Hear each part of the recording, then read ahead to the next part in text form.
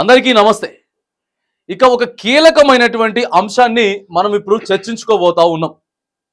హద్దులు దాటుతున్నటువంటి ఆర్ఎంపీ వైద్యులు వైద్యులు అంటే చాలా సెన్సిటివ్ విషయం అన్నమాట. ఇది చాలా సున్నితమైనటువంటి విషయం. అందరూ ఆర్ఎంపీల గురించి వెళ్ళి మాట్లాడతలేము, కొంతమంది మాత్రమే, కేవలం కొందరు ఆర్ఎంపీల గురించి మాట్లాడుతా ఉన్నాం. ఇక ప్రధానంగా ఆర్ఎంపీ వైద్యం అంటే కేవలం పేద మధ్యతరగతి వాళ్ళకి సంబంధించినటువంటి అంశం. ఇది ఊళ్ళల్లో ముఖ్యంగా ఊర్లలో కేవలం పేద మధ్యతరగతి వాళ్ళు మాత్రమే ఇగో ఈ ఆర్ఎంపీ వైద్యుల్ని ఆశ్రయిస్తా ఉంటారు. ఆర్ఎంపీ గానీ పిఎంపీ గానీ. ఎందుకనంటే ఆర్ఎంపీ పిఎంపీని దాటుకొని మనం ఎంబీబీఎస్ దగ్గరికి వెళ్తే ఎక్కువగా పైసలు కావాలి.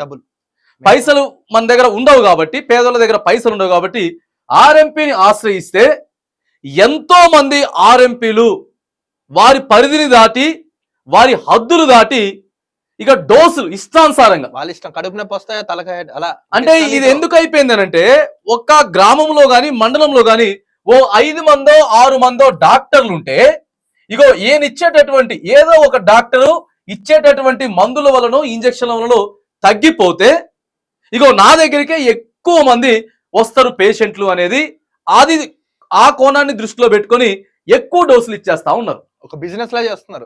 ఒక బిజినెస్ లాగా. అందరిని మాత్రం కొందరు మాత్రమే. మళ్ళీ ఒకసారి చెప్తా ఉన్నాం.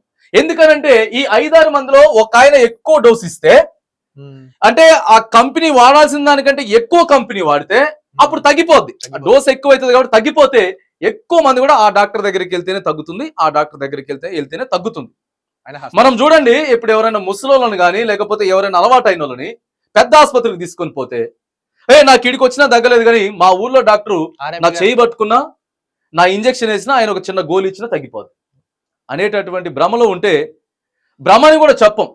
కాకపోతే ఆర్ఎంపీ ఎక్కడ వరకు చేయాలో అక్కడ వరకే చేయాలి. అంతే. ఓ పేషెంట్ నీ దగ్గరకు వచ్చిండు, జ్వరం వచ్చింది, నువ్వు ఇంజక్షన్ లేకపోతే గోలే ఇచ్చినావు, నీ కాడ తగ్గలేదు, మళ్ళా సెకండ్ డే నీ దగ్గరకు వచ్చింది అనుకో, ఇగో అట్లా కాదమ్మా మీరు బ్లడ్ టెస్ట్ చేసుకోండి, రిఫరెన్స్ ఇవ్వాలి అని చెప్పకుండా వీళ్ళే ఆడ పడుకోబెట్టి సొంత వైద్యం ఏది పడితే అది సిలిండర్లు ఇచ్చేసేసి, ఏది పడితే అది హై డోసులు ఇచ్చేసేసి చివరికి ఏమవుతుందంటే మనిషి ప్రాణాలు వదిలే కాడికి వస్తా ఉన్నది. ప్రాణాలతో చెలగటం చేస్తారు. అప్పుడు ఏం చేస్తున్నారు, ఏ జరగకూడదు జరిగితే ఆ బాడీని తీసుకొచ్చి నీ ఆసుపత్రి ముందే పెడతారు, అంతే, నీ ఇంటి ముందు పెడతారు.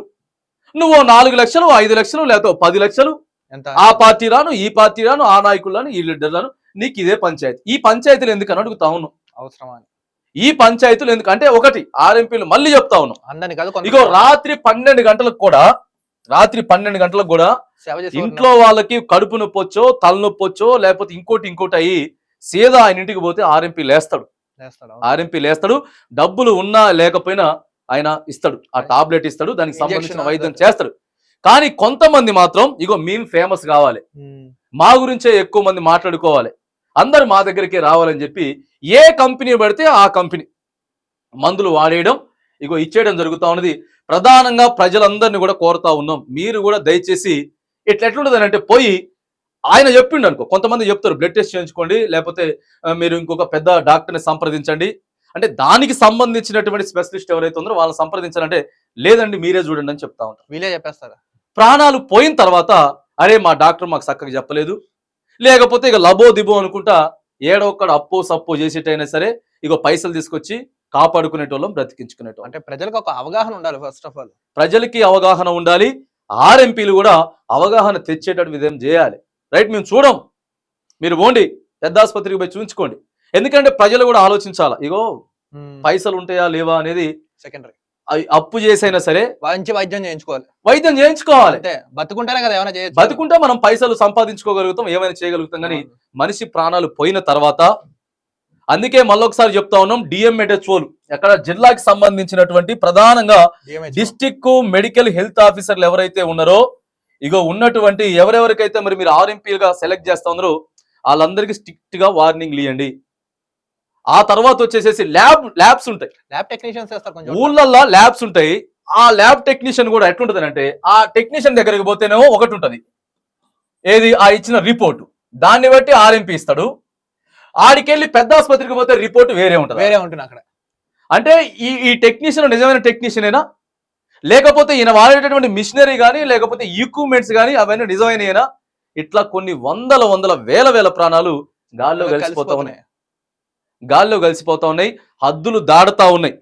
అందుకే చెప్తా ఉన్నాం, ఇగో హద్దులు దాటి ఎవరైతే వైద్యం చేస్తా ఉన్నారో మా దృష్టికి తీసుకురండి, డిఎంఎన్హెచ్ఓకి డైరెక్ట్ కంప్లైంట్ పెడతాం. మేము హాస్పిటల్ తనిఖీ చేస్తారు, ఆడ ఉన్నటువంటి ల్యాబులను తనిఖీ చేస్తారు, మెడికల్ షాపులను కూడా తనిఖీ చేస్తారు. అంతేగాని ప్రాణాలు చిన్న వయసులో ఉన్నటువంటి ప్రాణాలు కూడా ఆర్ఎంపీలు పోతా ఉన్నాయి. హద్దులు దాటి వైద్యం చేయొద్దు. మళ్ళీ ఒకసారి స్ట్రిక్ట్ గా చెప్తా ఉన్నాం, ఆర్ఎంపీ అంటే జస్ట్ ఫస్ట్ ఎయిడ్ అంతే. మీరు ఫస్ట్ ఎయిడ్ చేయండి, వాళ్ళకి ప్రజలకి సలహా సూచనలు ఇవ్వండి. మళ్ళొక్కసారి ఇగో ప్రజలకు కూడా మేము అవగాహన కల్పిస్తా ఉన్నాం. డబ్బు కొద్దిగా అటు ఇటు అయినా కానీ సంపాదించుకోవచ్చు, కానీ మీరు పోయి ఆర్ఎంపీని ప్రెజర్ పెట్టకండి.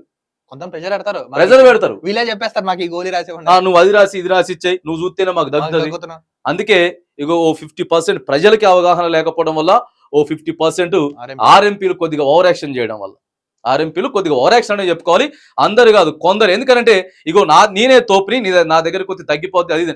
ఇంకేం చేస్తారో తెలుసా కొంతమంది ఆర్ఎంపీలు, స్కిన్ కి సంబంధించిన వాటి, లేకపోతే హెయిర్ కి సంబంధించిన వాటి 3,000 4,000 ఇచ్చి ఎక్కడికో మందులు తెప్పించుకొని, ఇగో మా వల్ల తగ్గిపోద్ది, మేమే ఇది చేస్తాం అది చేస్తాం. అవన్నీ ఎందుకు? నువ్వు 100 కేసులు చూసినా ఆ 100 కేసులో ఒక్కటి రివర్స్ అయినా కూడా మొత్తం నీ కెరియర్ కి, నీ ఆసుపత్రికి, ఇగో నీకు మొత్తం నువ్వు సంపాదించింది మొత్తం పోద్ది. అందుకే ఆర్ఎంపీ ఏం వరకు చేయాలి, ఎంత వరకు చేయాలి అనేటటువంటిదే చేయండి. ఓ పక్క ప్రజలు కూడా అవగాహన తీసుకోండి. ఇక వైద్యం మాత్రానికి చేయాల్సింది దానికంటే ఎక్కువ చేసేస్తాం, మా ఇష్టం వచ్చిన డోసులు ఇచ్చేస్తాం, ఇష్టం వచ్చిన కంపెనీలు ఇచ్చేస్తాం అంటే మాత్రానికి కుదరదు. హెచ్చరిస్తా ఉన్నాం. మళ్ళొక్కసారి అక్కడ ఉన్నటువంటి డిఎంఎన్హెచ్ఓలు, డిసిహెచ్ఎస్లు, ఇక ప్రాథమిక హెల్త్ సెంటర్ మండల్లో ఉన్నటువంటి పిహెచ్సిలలో ఉంటారు కదా వైద్యాధికారులు ఎవరైతే ఉంటారో, మీరు అక్కడ మీ లోకల్లో ఉన్నటువంటి మళ్ళొకసారి సమీక్ష నిర్వహించండి. ఒక డెత్ కూడా కాకూడదు. ఆర్ఎంపీలు నిర్లక్ష్యం చేసిర్రు, లేకపోతే ఆర్ఎంపీల వల్ల ఇదైపోయింది, ఏది పడితే అది ఇవ్వకూడదు. మీరు ఏ డోస్ అయితే ఇస్తా ఉన్నారో ఆ డోసు ఖచ్చితంగా మీ మందుల సీటీ మీద ఉండాలి. పేషెంట్కి ఏదైనా అయితే మాత్రం అయ్యో చూపించాలి. అంతేగాని హద్దులు దాడుతా ఉన్నది ప్రధానంగా ఆర్ఎంపీలు అంతా కూడా ఒళ్ళు జాగ్రత్త పెట్టుకొని పనిచేయండి. ఇగో ప్రజలకు కూడా చెప్తా ఉన్నాం, మళ్ళొక్కసారి అటు రూపాయి అటు ఇటు అయినా కానీ ఒక రోజు తగ్గకపోతే మాత్రం 2 రోజుల టెస్టులు చేయించుకోండి. విలువైనటువంటి ప్రాణాలు కోల్పోతా ఉన్నాం. మనిషి పోయిన తర్వాత తెలుస్తుంది ఆ బాధ. అంతేగాని ఓ 10,000 20,000 అటో ఇటో మనిషి మంచుకుంటే మాత్రం మనం సంపాదించుకోవచ్చు, కానీ అండర్స్టాండింగ్ లో ఉండాలి. ఆర్ఎంపీకి ప్రజలకి అండర్స్టాండింగ్ లో ఉండి ఇగో మీ విలువైనటువంటి జీవితాన్ని కాపాడుకోవాలని చెప్పి కూడా మరి మనం విజ్ఞప్తి చేస్తా ఉన్నాం.